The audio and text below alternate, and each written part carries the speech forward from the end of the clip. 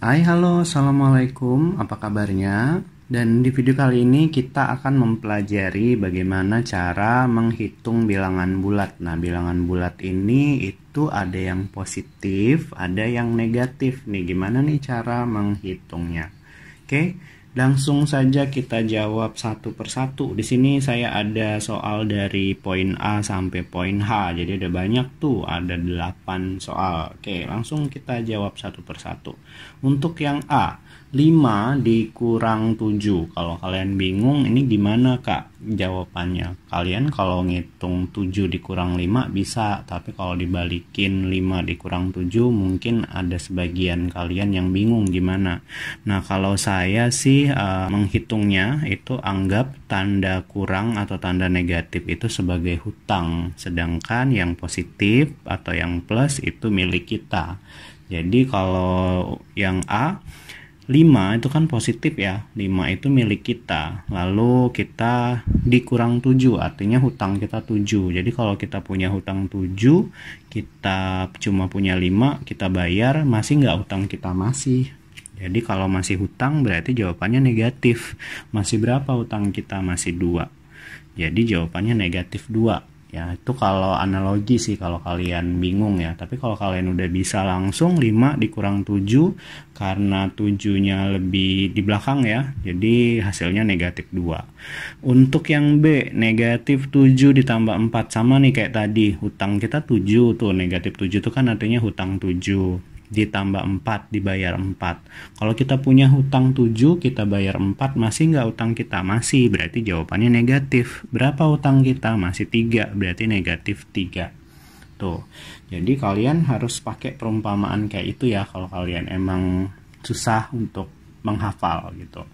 Nah, yang C juga sama nih, kita punya 3, 3-nya plus, ditambah kita punya hutang kita adalah 4. Kalau kita bayar, kita punya 3 nih, hutang kita ada 4. Kalau kita bayar, masih nggak hutang kita? Masih. Berarti jawabannya juga minus atau negatif. Masih berapa? Masih 1.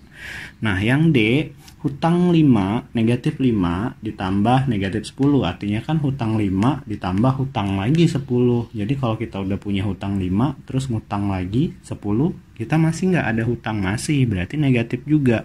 Berapa hutang kita? Hutang kita jadi bertambah. Jadi 5 tambah 10, 15. Jadi negatif 15. Dan yang E, negatif 15 dikurang 8. Itu sebetulnya sama sih dengan yang nomor D. Jadi negatif 15 itu anggap kita punya hutang 15 dikurang 8. Dikurang itu sama aja dengan negatif ya, ngutang lagi 8. Berarti hutang kita masih berapa hutang kita? Awalnya 15, ngutang lagi 8, jadi ditambahin saja. 15 tambah 8 itu 23. Jadi hutang kita masih 23.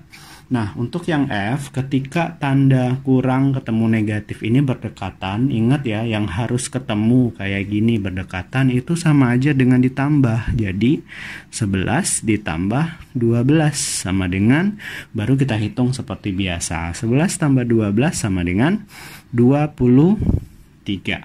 Untuk soal yang G, ini kita hitung satu persatu ya. Kita punya uang 12 ini positif milik kita. Kita punya hutang 13, masih nggak hutang kita? Masih berapa? Masih 1.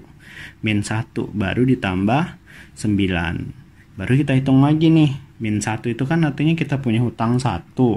Lalu kita bayar dengan 9. Hutang kita masih nggak? Habis, karena udah hutang kita lebih kecil ya. Jadi habis, uang kita masih ada sisa nggak? Masihnya berapa? 8. Karena positif ya milik kita. Jadi kita udah nggak ada hutang, berarti hasilnya positif. Nah, untuk yang H juga sama. Kita punya hutang 10 nih. Kita bayar 19. Masih nggak hutang kita? Habis. Uang kita masih berapa? Tinggal kita kurangin. Jadi 19 kita bayar hutang 10, berarti masih 9. Nah, tadi sama kayak yang di F, tanda kurang ketemu negatif ini kalau berdekatan itu menjadi tanda tambah. Tanda tambah 15.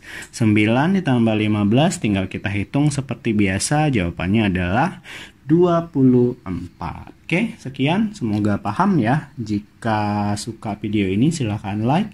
Jika ada yang ingin ditanyakan silahkan tinggalkan di kolom komentar. Dan jangan lupa juga untuk subscribe agar tahu cara menghitung pelajaran matematika yang lain.